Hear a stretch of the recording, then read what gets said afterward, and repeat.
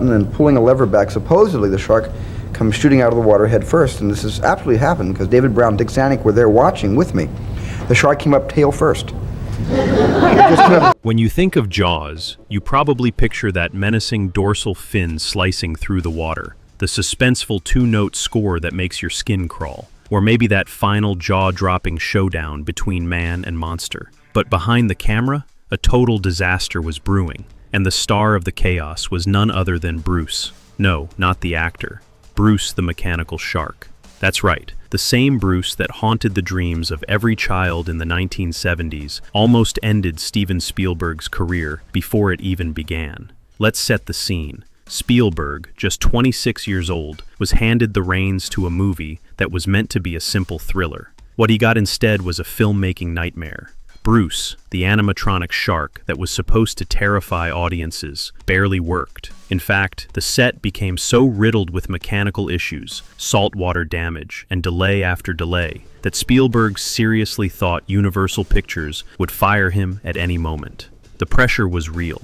The team building Bruce was led by Bob Matty, a special effects legend who once designed the giant squid for 20,000 Leagues Under the Sea, a film so intense it nearly tanked Walt Disney's career. Yeah, pattern much? Spielberg, with a bit of humor, named the shark after his lawyer, Bruce Rayner, and from there, things only got more complicated.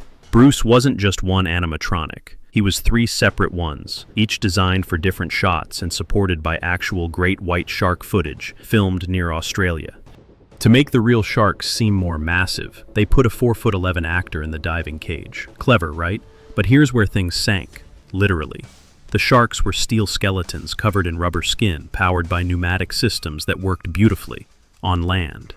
The moment they were submerged off the coast of Martha's Vineyard, all hell broke loose.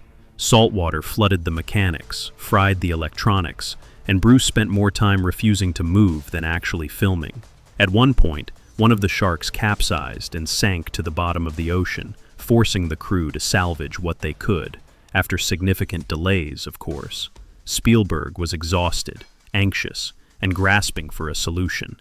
And then, it hit him. What if the shark didn't need to be shown at all? What if less was more? That light bulb moment changed everything. Inspired by Peter Benchley's original novel, where the first shark attack is terrifying but never visually described, Spielberg leaned into that fear of the unknown.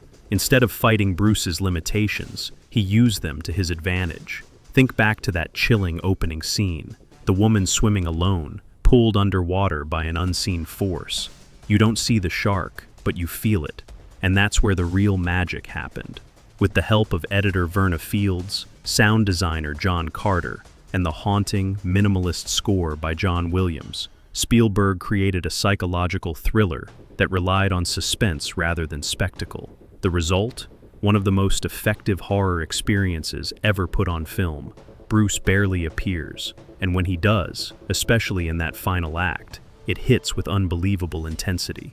That strategy, born out of desperation and broken machinery, didn't just save the movie, it redefined it. Jaws wasn't just a summer hit, it became the blueprint for the modern blockbuster.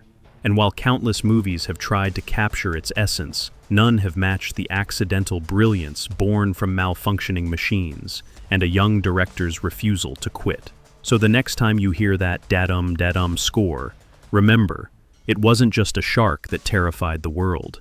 It was also a lesson in creativity, perseverance, and the power of not showing your monster until the very last moment. Spielberg didn't just make a film, he made a phenomenon, and it all started with a broken shark named Bruce. If you enjoyed this breakdown, don't forget to hit that like button, subscribe for more behind-the-scenes stories, and drop a comment. What's your favorite moment from Jaws? Or is there another classic film you'd love us to dive into next? Let us know down below. Thanks for watching, and as always, stay tuned for more epic movie stories.